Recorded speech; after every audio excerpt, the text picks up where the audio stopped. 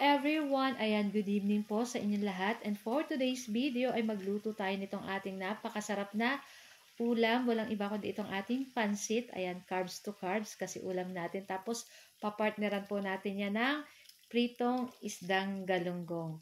So, medyo na-late po tayo makapag-edit ng ating video kasi may work po ako and kakauwi ko pa lang. So, yan na nga guys. So, meron tayo ditong pork as usual. Sasangkutsahin po natin iyan. So, tinimplahan ko na rin po ng asin at paminta. Ayan, lulutuin lang po natin yung ating pork hanggang mag-color golden brown ng katulad ng ganito. At pagkatapos ay dyan na tayo mag-i-start mag-gisa ng ating bawang at nitong ating sibuyas. And then halu-haluin lang po natin iyan hanggang lumabas yung aroma or bango nitong ating bawang at sibuyas. Ayan, napakabango po ng ating sibuyas at bawang pag tuwing ginigisa natin. And isabay na rin natin dyan yung ating pork. Pagkatapos ilagay na rin po natin dyan yung ating mga gulay, katulad nitong ating bagyo pechay, carrot at cabbage. So, maglalagay ako ng dried na hibi, yung shrimp na tuyo. Ayan, tapos naglagay na tayo ng paminta, toyo, saka oyster sauce, tapos isang pork cube para sa pampalasa. Tapos halu-haluin lang po natin yan and after nyan, isi-set aside natin, tanggalin natin yung gulay para hindi po masyadong maluto. Ayan. Tapos maglagay na rin po tayo ng tubig. Ayan, sa katulad ng pagluluto natin ng pansit, ayan, hindi na natin huhugasan yung ating kawali.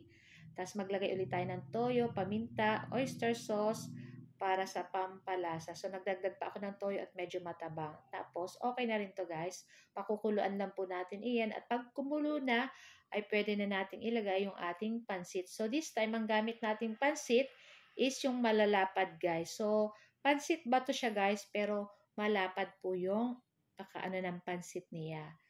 Ayan. So, tinakpan ko lang yan guys para madaling lumambot or maluto yung ating pansit dyan. And pagkatapos, pwede na rin natin dyan ilagay yung ating gulay. So, yung ating niluto ay medyo masabaw-sabaw. Pero napakasarap po nito guys.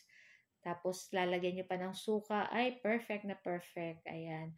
So, partner natin yan dun sa ating pritong galunggong na isda. Tapos, syempre, hindi mawawala yung kanin.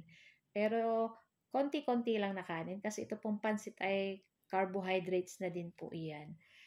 Tapos, ayan, hintayin lang po nating maluto pa yung ating pansit dyan. At pagkatapos, pwede na rin natin yan, guys, ahunin. Ayan. So, napakasarap nitong ating pansit dahil may dried hibi, tapos may pork pa, at talagang nakadagdag pa yung sarap. Siyempre, yung ating mga gulay. O, diba?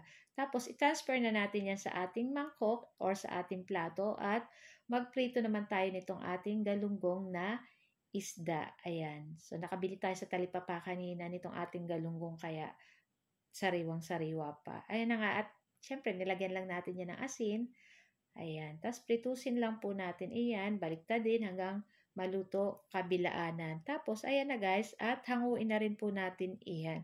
So guys, ito lang po ang aming video today at sana po yung nag-enjoy kayo. Huwag niyo po sana kalimutan mag-like, comment at pa-share na rin po ng ating video. At kung bago pa lang po kayo sa aming page or sa aming YouTube, huwag niyo po sana kalimutan mag-like, follow at mag-subscribe. So thank you for watching. Kain na na. Bye!